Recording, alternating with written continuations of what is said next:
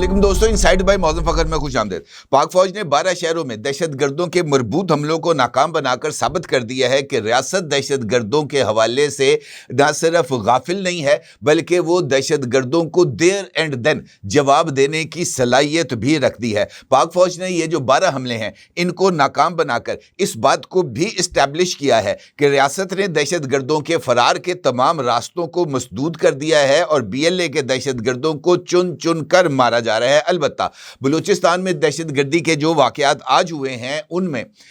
जो है वो कई पाकिस्तानी शहरी भी शहीद हुए हैं और बहुत सारे मुकामात पर लूट मार के वाक़यात भी सामने आ रहे हैं। पाकिस्तान के वज़ीर आज़म जनाब शहबाज शरीफ के मुताबिक बलूचिस्तान में 12 मुकामात पर दहशत गर्दों के हमलों में जो सिक्योरिटी फोर्सेस हैं उनकी तरफ से भरपूर कार्रवाइयाँ करते हुए अब तक की इतलात के मुताबिक 87 दहशत गर्दों को जहन्नुम रसीद किया है, जबकि 10 सिक्योरिटी एहलकारों की शहादत भी हुई है। अलबत्ता इम्पॉर्टेंट बात यह है कि पुलिस हुकाम ने इस बात का जो है वो इंकशाफ किया है कि मस्तूंग में दहशतगर्दी के वाक़यात में ये जो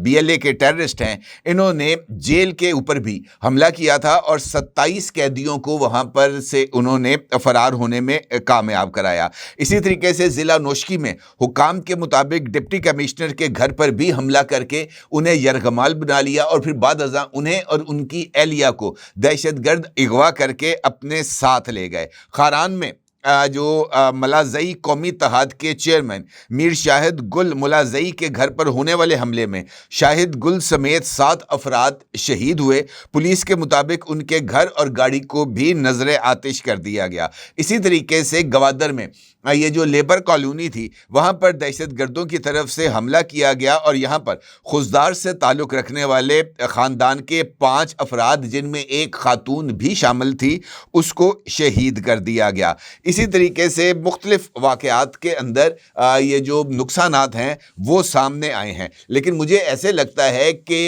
ये मामला अब यहाँ पर रुकने वाला नहीं है। जिस तरीके से रियासत ने ये जो चूहे हैं इनको बिल से निकलने पर मजबूर कर दिया है और अब रियासत को ये जो BLA जैसे ग्रुप्स हैं इनके ख़िलाफ़ एक एंड गेम स्ट्रेटजी को चलाना चाहिए ताकि इस तरह के ग्रुप्स ना तो दोबारा सर उठा सकें और ना ही रीजनरेट हो सकें, क्योंकि अब अगर रियासत ने जो है वो इस मामले की संगीनी को और बढ़ते हुए वाक़यात के इंसदाद के लिए फ़ौरी इक़दामात ना किए तो फिर ऐसी सूरत हाल में जो मामलात हैं वो ना सिर्फ बिगड़ सकते हैं, क्योंकि सोशल मीडिया पर इस हवाले से जो सूरत हाल ख़ास तौर पर प्रोपोगेंडा अकाउंट्स के ज़रिए जो सूरत हाल सामने आ रही थी वो यकीनी तौर पर तशवीश के लायक है और ये बात भी इस वक्त हमें मद्देनज़र रखनी चाहिए। और अगर मैं ये कहूँ कि ये वाक़तन इस्टेब्लिशमेंट का एक गिला है तो ये एक जायज़ गिला है, क्योंकि अगर आपके मुखालिफिन आपके ख़िलाफ़ किसी तरह की कोई नैरेटिव बिल्डिंग कर रहे हैं तो आपके पास उस नैरेटिव का जवाब होना चाहिए और काउंटर नैरेटिव इतना ज़्यादा ताकतवर होना चाहिए कि वो आपका जो मुखालफ है उसके बयानिए को या उसके असरात को मुकम्मल तौर पर ज़ाइल कर दे। ऐसी सूरत हाल में जहाँ पर जो ग्रुप्स हैं वो अपनी ताकत का मुज़ाहरा करते हैं और उसके जवाब में रियासत अपनी ताकत का मुज़ाहरा करती है और वो जो इस तरह के ग्रुप्स हैं उनको एलिमिनेट करने की कोशिश करती है, तो उसके बाद जो पॉलिटिकल लीडरशिप है उसका रोल मेरे ख्याल में ज़्यादा अहम हो जाता है, क्योंकि फिर उसके बाद जो रीबिल्डिंग प्रोसेस है वो जैसे जैसे आगे बढ़ता है तो वो किसी नैरेटिव की बुनियाद पर आगे बढ़ता है। अगर हवा के अंदर चीज़ें चलेंगी तो वो मुकम्मल तौर पर बेकार रहेंगी। अगर आप गौर करें और अगर आप जो है वो एनालाइज करें ख़ास तौर पर फितनुल हिंदुस्तान या बशीर ज़ेब की स्ट्रेटजी को, तो वो बुनियादी तौर पर कोई फील्ड कमांडर नहीं है बल्कि बशीर ज़ेब एक नेटवर्क ऑपरेटर के तौर पर काम करता है। और अगर हम उसके नेटवर्क का जायज़ा लें तो बुनियादी तौर पर उसके नेटवर्क के 4 कंपोनेंट्स हैं, जिसमें से सबसे इम्पॉर्टेंट जो सतून है उसकी स्ट्रेटजी का वो है उसका प्रोपेगेंडा यूनिट। ये प्रोपेगेंडा यूनिट मुख्तलिफ वीडियोज़, बयानात और सोशल मीडिया के ज़रिए اور اس میڈیا کو سوشل میڈیا کو بہت سارے اور جو ہمارے دشمن ممالک ہیں ان کی سپورٹ بھی حاصل ہے. اس کی بنیاد کے اوپر بی ایل اے لوگوں کو اپنی طرف اٹریکٹ کرنے کی کوشش کرتی ہے. جس طریقے سے میں نے آپ سے گزشتہ ویڈیو میں شیئر کیا کہ ایک بندہ رولیکس گھڑی پہن کر, سونے کی انگوٹھی پہن کر, یوں زبردست قسم کی باڈی فگر کے ساتھ ہٹا کٹا سامنے آتا ہے, تو وہ انفیکٹ یہ پیغام دینے کی کوشش کرتا ہے کہ ریاستی آپریشن کے باوجود ہمارا کچھ نہیں بگڑا. یہ اگر میں نے 2.5 کروڑ روپے کی گھڑی پہن رکھی ہے تو اس کا مطلب یہ ہے کہ میرے پاس پیسوں کی فراوانی ہے. اگر میں نے سونے کی 2 تولے کی انگوٹھی پہن رکھی ہے تو اس کا مطلب یہ ہے کہ میرے پاس وسائل کی کوئی کمی نہیں. اگر میں نئی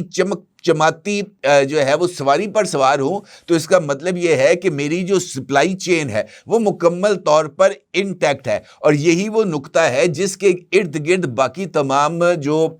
کمپوننٹس ہیں وہ ساتھ آ کر جڑتے ہیں. اور اسی وجہ سے یہ جو نوجوان ہیں ان کو اٹریکٹ کیا جاتا ہے مختلف ہیلے بہانوں کے ذریعے, کبھی وسائل کے نام پر پروپیگنڈا کر کے, کبھی وسائل کو چوری کرنے کے الزامات لگا کر, کبھی پنجاب کے آپریشن کے اوپر, کبھی جناب بلوچوں کے حقوق کے نام پر مختلف سرگرمیاں کرتے ہوئے. لیکن امپورٹنٹ بات یہ ہے کہ ان تمام چیزوں کا, اس تمام پروپیگنڈے کو زائل کرنے کے ہمارے پاس کون سے ایسے ٹولز موجود ہیں جو کہ اینڈ گیم سٹریٹجی کے لیے بہت زیادہ اہمیت کے حامل ہیں. تو اس میں سے سب سے پہلی بات میرے نزدیک یہ ہے کہ آپ کو لوگوں کے لیے ایک نئی امید کو لے کے آنا ہے, جہاں پر آپ بلوچوں کو یہ بات باور کرائیں اور باواضح بلند باور کرائیں اپنے عمل کے ذریعے کہ یہ جو لوگ اس وقت صوبے میں دہشت گردی کر رہے ہیں یہ آپ کے سجن نہیں ہیں بلکہ یہ آپ کے دشمن ہیں. ہم جو ریاست کی آواز ہیں, ہم جو یہاں پر آپ کے حقوق کے تحفظ کے لیے بیٹھے ہیں, آپ کو ہماری بات پر غور کرنا چاہیے اور پھر آپ کا عمل اس بات کو ثابت کرنا چاہیے اپنے روزگار کے مواقع کو جنریٹ کرتے ہوئے, وہاں پر ڈیولپمنٹس کے کاموں کو کرتے ہوئے, وہاں پر لوگوں کے اندر احساس تحفظ کو بلڈ کرتے ہوئے. یہ جو کاؤنٹر نیریٹیوز آپ ڈیولپ کریں گے وہ آپ کے عمل کے ذریعے جو ہے وہ آپ کو سیکنڈ کریں گے, کمپلیمنٹ کریں گے, اور پھر لوگ یہ دیکھیں گے کہ آن گراؤنڈ یہ لوگ واقعتاً ہمارے لیے کام کر رہے ہیں, تو پھر وہ اس نیریٹیو سے ہٹ کر آپ کے نیریٹیو کی طرف آئیں گے. بشیر زیب کا یہ جو نیٹ ورک ہے اس کا دوسرا جو کمپوننٹ ہے وہ ہے اس کی فائنانس چین. وہ اس فائنانس چین کے ذریعے مختلف ذرائع سے فنڈز حاصل کرتا ہے, چاہے وہ سمگلنگ کے ذریعے حاصل کرے, چاہے وہ اغوا برائے تاوان کے ذریعے حاصل کرے, چاہے وہ بھتے کے ذریعے حاصل کرے, چاہے وہ بینکس کے اوپر لوٹ مار کر کے حاصل کرے, یا انڈیا سے لے, اسرائیل سے لے, افغانوں سے لے, اور ہمارے جو بھی دشمن ممالک ہیں ان سے وہ یہ جو فنڈز ہیں وہ جنریٹ کرتا ہے, اور پھر ان فنڈز کی بنیاد کے اوپر یہ جو دیگر لاجسٹکس ہیں ان کو ڈیولپ کیا جاتا ہے. اور یہ سب سے امپورٹنٹ, یہ ان کی آکسیجن لائن ہے. اگر اس آکسیجن لائن کو کسی طریقے سے کاٹا جائے گا تب ہی یہ جو ان کی فائنینسنگ ہے ان کے راستے مسدود ہوں گے. اب افغانستان کے اندر براہ راست بریف کیسوں کے اندر تو اتنے پیسے نہیں آ سکتے. یہ یقینی طور پر مختلف کرپٹو والیٹس ہیں جو کہ اپ ڈیٹ کرتے ہیں, یہاں پر بلینز آف ڈالرز کو جو ہے وہ یہاں پر جمع کرائے جاتے ہیں, اور پھر وہ مختلف ذرائع سے ہوتے ہوئے افغانستان اور پھر افغانستان سے بلوچستان میں آتے ہیں. ان تمام کرپٹو والیٹس کے اوپر ریاست کو سخت انداز میں کام کرنا چاہیے, اور پھر اس کے ساتھ ساتھ یہ جو سہولت کاروں کا نیٹ ورک ہے, چاہے وہ افغانی ہیں, چاہے وہ انڈینز ہیں, چاہے وہ اسرائیلی ہیں, ان تمام سہولت کاروں کے نیٹ ورک کو جو ہے وہ ختم ہونا یا ان کو اس حد تک کاؤنٹر کرنا ریاست کے لیے اپنی اینڈ گیم سٹریٹجی کے لیے بہت ہی زیادہ ضروری ہے. اور اسی بنیاد پر آپ بیرونی سپورٹ لنکس جس میں ٹریننگ, فنڈنگ اور میڈیا کور ہے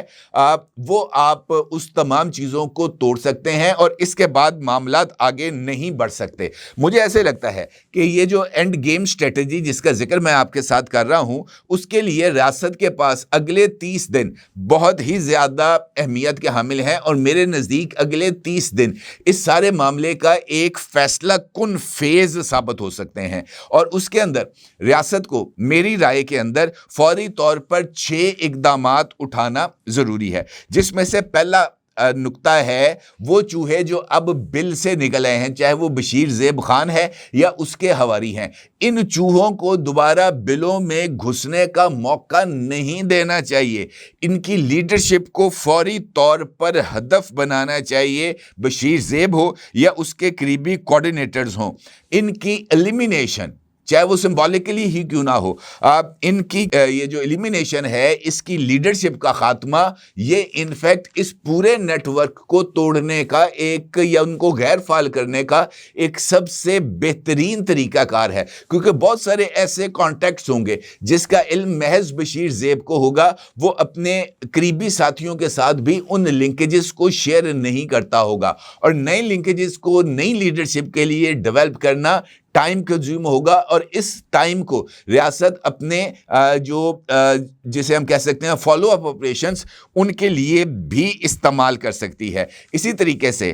فائنانس کو کنٹرول کرنا، جس کے تحت مشکوک ٹرانزیکشنز کو نظر میں رکھنا، اسمگلنگ روٹس کو براہ راست بند کرنا، اور اس کے ساتھ ساتھ جو سیکیورٹی ہے اس کو اس حد تک ڈیولپ کرنا جس کے نتیجے میں یہ جو ٹیررسٹ ہیں یا نہ تو کسی کو اغوا کر سکے اور نہ ہی کسی سے بھتہ وصول کر سکے، تاکہ ان کی یہ جو فائنانس چینز ہیں یہ مکمل طور پر بند ہوں۔ اس کے ساتھ ساتھ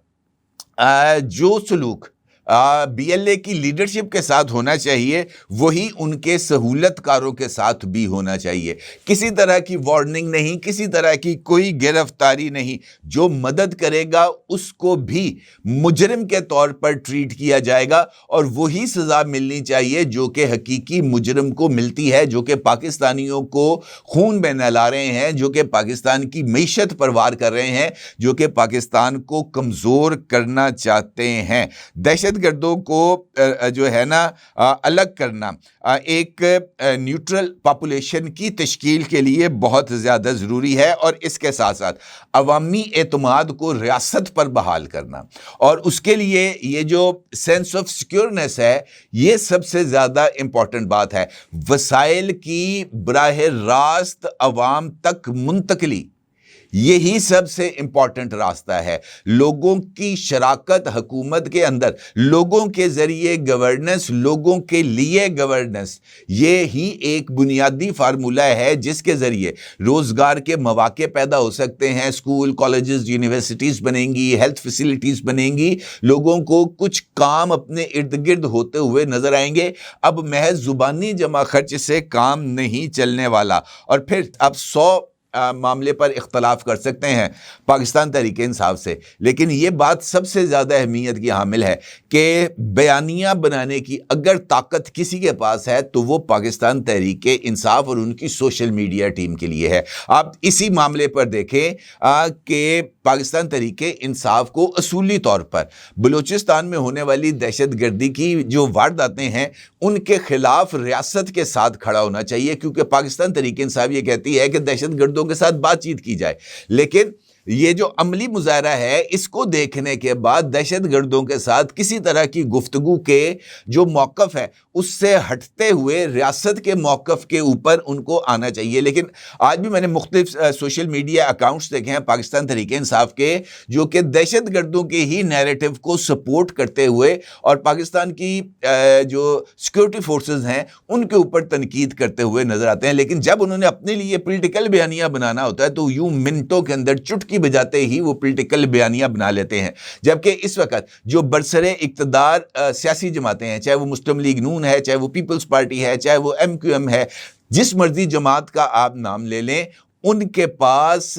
بیانیہ بنانے کی مجھے نہیں لگتا کہ کوئی اتنی سوجھ بوجھ موجود ہے کہ ہمیں کس نقطے کو اٹھانا چاہیے۔ عمران خان کوئی پاگل نہیں تھا کہ وزیر اعظم ہوتے ہوئے وہ اپنا زیادہ تر وقت اپنی سوشل میڈیا ٹیم کے ساتھ گزارتا تھا، ترجمانوں کا ڈیلی بیسس پر اجلاس منعقد کرتے تھے، ان کو وہ لائنیں دیتے تھے۔ کس وجہ سے؟ کیونکہ ان کو اس بات کا اندازہ تھا کہ میرا جو ووٹ بینک ہے اس کو میں نے عمل سے زیادہ یہ جو بیانیہ ہے اس کے ذریعے کیپچر کرنا ہے، اور وہ اس میں آج تک کامیاب ہیں، اس پر کسی کو کوئی ڈاؤٹ نہیں ہونا چاہیے۔ لہٰذا بیانیہ کی طاقت اور سوشل میڈیا پر اپنے بیانیہ کی ترویج میرے نزدیک یہ اس وقت ریاست کی اہم ضرورت ہے، اور پاکستان کی جو سول اور ملٹری لیڈرشپ ہے ان کو میرا خیال ہے کہ اسی طور پر جو ہے نا وہ کام کرنا چاہیے تاکہ ہر کارروائی کے ثبوت، ویڈیو، نقشے، ٹائم لائنز یہ سامنے آ سکیں۔ دشمن کے جھوٹ کو اسی دن قبر میں اتارنا ضروری ہے، کیونکہ اگر آپ دشمن کے بیانیے کی ترویج کا موقع دیں گے تو انفیکٹ آپ اپنی موجودگی کے اوپر بہت بڑا سوالیہ نشان لگا دیں گے۔ اور اس کے ساتھ نو پاز پالیسی کے اوپر جانا اس وقت ریاست کی ضروری ہے، یعنی ایک آپریشن نیکسٹ آپریشن کی بنیاد، ایک آپریشن کے دوران گرفتار ہونے والے، زخمی ہونے والوں سے ملنے والی انفارمیشن کی بنیاد پر اگلا آپریشن، اور یہ ایک کنٹینیوس سائیکل ہے، اس کو مسلسل چلنا چاہیے۔ اور میرے نزدیک بی ایل اے کو اس وقت میدان میں نہیں بلکہ نیٹ ورک میں بھی شکست دینے کی ضرورت ہے، اور یہی ایک اینڈ گیم ہے، اور اسی اینڈ گیم اسٹریٹجی کے اوپر ہی مجھے ایسے لگتا ہے کہ پاکستان کی سول ملٹری لیڈرشپ کو آنا چاہیے، کیونکہ اس کے علاوہ اور کوئی راستہ اویلیبل نہیں ہے۔ اپنی جگہ ضرور اظہار کیجیے گا۔ آپ کا بہت شکریہ۔ اللہ حافظ۔ 999 کمیونیکیشن، ڈیجیٹل میڈیا اور یوٹیوب چینلز کی دنیا میں بڑی کامیابیاں سمیٹنے کے بعد اب ویب نیوز، ویب چینل اور یوٹیوب نیوز چینل کی طرف قدم بڑھا رہا ہے، جس کے لیے ہمیں ملک بھر میں رپورٹرز کی ضرورت ہے۔ خواہش مند حضرات و خواتین نیچے دیے گئے نمبر پر رابطہ کریں۔ What's app +92 309 1226 999۔